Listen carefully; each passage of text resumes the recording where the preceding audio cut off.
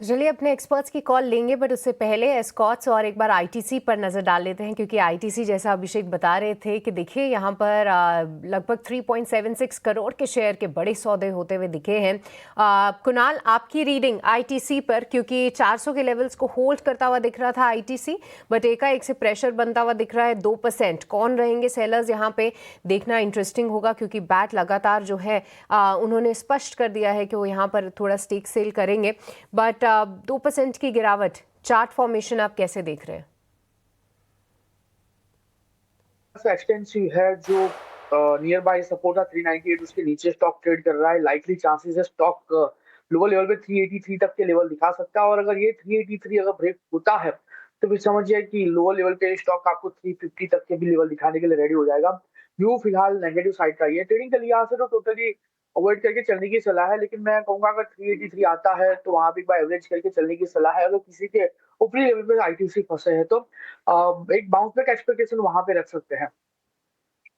Alright, तो चलिए यहाँ पर आईटीसी एक बाउंस बैक की एक्सपेक्टेशन ज़रूर रख सकते हैं। देखते हैं इस काउंटर पे किस तरीके से मूव आता है। बट दूसरा काउंटर, गौरव, आपसे समझते हैं एस्कॉट्स। देखिए यहाँ पर इनके दिसंबर बिक्री के आंकड़े आए हैं, 6000 के ऊपर रहे हैं आंकड़े, और उम्मीद के मुताबिक ही आंकड़े आते हुए दिखे हैं। और हम लगातार अपने दर्शकों को भी ये बता रहे थे कि ट्रैक्टर सेगमेंट भी इस बार निराश नहीं करेगा। हालांकि दिसंबर महीने में थोड़ी सी आमतौर पर बिक्री कम होती है, बट इस बार जो है एक्साइटमेंट भरपूर देखने को मिली, और बिक्री के आंकड़े भी काफ़ी अच्छे ही उम्मीद थे, और उम्मीद पे खरा उतरा है स्कॉट्स।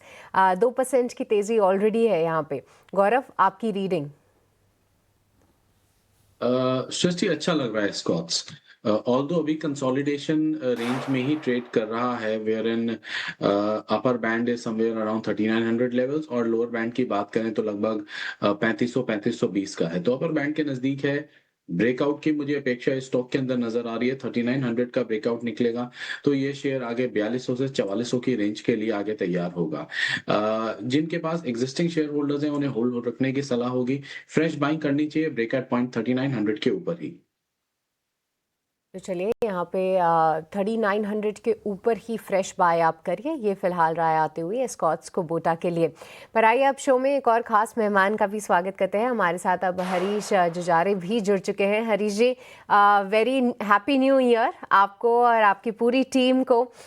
बट इसी के साथ हरीश जी, आप हमारी शुभकामनाएं भी लीजिए, और साथ ही हमारे दर्शकों के लिए आज के साल 2026 के मार्केट खुलने के बाद कौन से स्टॉक्स आपके रेडार पे हैं, वो भी लगे हाथ बताइए। बिल्कुल, वेरी गुड मॉर्निंग सिस्टर जी। नए साल में सब सारे एनालिस्ट को और सारे व्यूवर्स को, हर एक पूरी टीम को शुभकामनाएं। बिल्कुल देखा जाए तो मार्केट कहीं ना कहीं एक अच्छी तेजी तो उसके साथ शुरुआत तो की हुई है। देखना चाहिए कि ये लगातार कंटिन्यू होल्ड कर पाता है या नहीं। तो मुझे लग रहा है कि एक अच्छी शुरुआत तो आज हो चुकी है। तो दो स्टॉक से मेरे रेडार पे आज के लिए देखा जाए तो पहला स्टॉक रहेगा विप्रो। विप्रो में देखा जाए तो देखिए लास्ट कुछ दिनों से आईटी में थोड़ा प्रॉफिट बुकिंग देखने मिल रहा था। मुझे लग रहा है कि फिर से एक बार सपोर्ट से वॉच से रिवर्स होते हुए नजर आ रहा है विप्रो। विप्रो में करंट लेवल पे बाइंग किया जा सकता है। ऊपर के वो टारगेट्स दिखाई दे रहे हैं 275 का, और स्टॉप लॉस मेंटेन करना चाहिए 260 का। मुझे लग रहा है कि विप्रो में एक अच्छी बाइंग अपॉर्चुनिटी बन सकती है करंट लेवल से। दूसरा स्टॉक रहेगा एल एन टी में ट्रायंगल ब्रेकआउट दिया हुआ है, और एक कंसोलिडेशन के बाहर निकला हुआ है स्टॉक प्राइस। मुझे लग रहा है कि फ्रेश रैली देखने मिल सकती है करंट लेवल से ऊपर की ओर। मुझे लग रहा है कि शॉर्ट टर्म में टारगेट्स बनेंगे एल एन टी के लिए 4140 और 4200 का, और स्टॉप लॉस मेंटेन करना चाहिए 4030 एल में। और चलिए, विप्रो और एल&टी यहाँ पे दो दिग्गज फिलहाल हरीश जी के रेडार पे, ये दोनों ही काउंटर्स पे जो है बाय कॉल आती हुई। पर गौरव, आपसे समझेंगे कौन से हैं आपके काउंटर्स?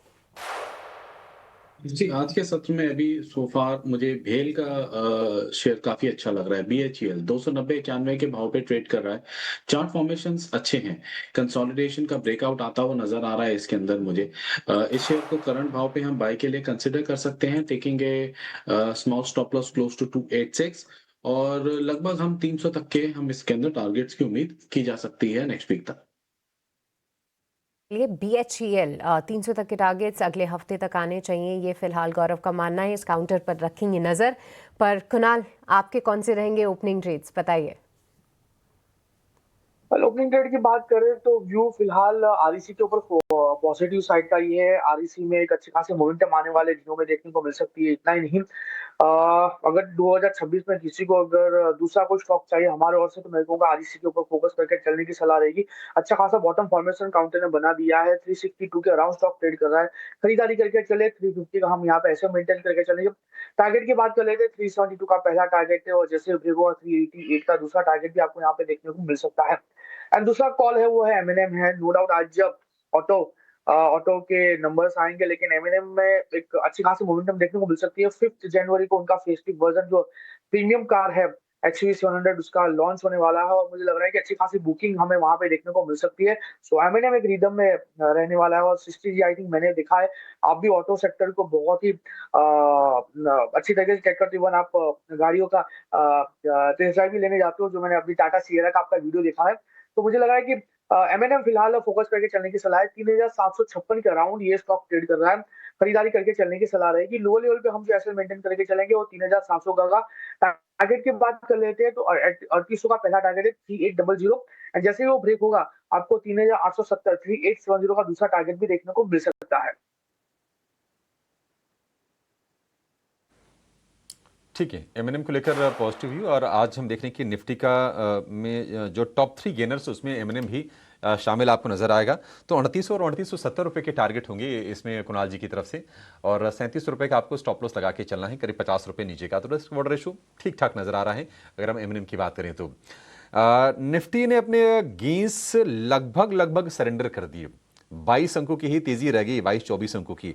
निफ्टी बैंक जो 125 अंकों पर चला गया था, निफ्टी बैंक भी शार्पली नीचे आकर सपाट, और कुछ इंडेक्स जो लाल निशान में चले गए। आपको बता दूं कि मिड कैप स्मॉल कैप की भी शुरुआत तो हरे निशान में हुई थी, लेकिन ये दोनों के दोनों इंडेक्स लाल निशान में चले गए हैं।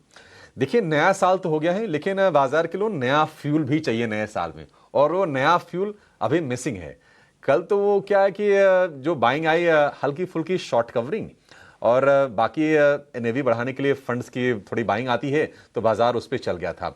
आज अभी शुरुआत में जो है ना इंडेक्स मैनेजमेंट होता हुआ आपको नजर आएगा, क्योंकि जो बड़े शेयर हैं वो बाजार को सपोर्ट करने का काम कर रहे हैं।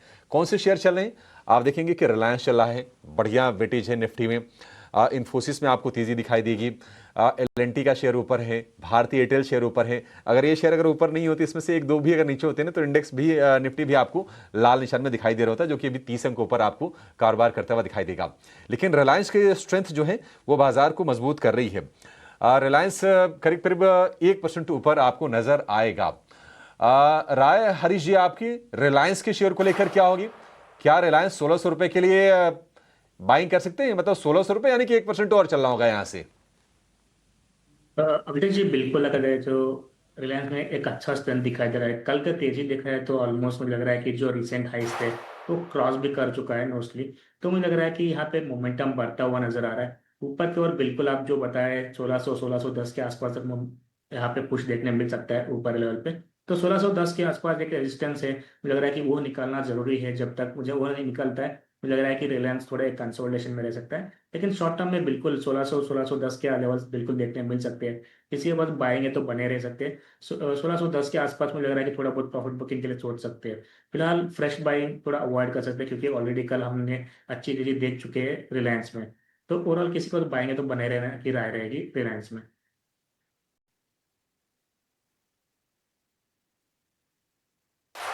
है गौरव जी, कुणाल जी, अभी मेरी टीम ने मुझे बताया कि आप लोगों को निकलना है। कहाँ जाना है सर? ऐसे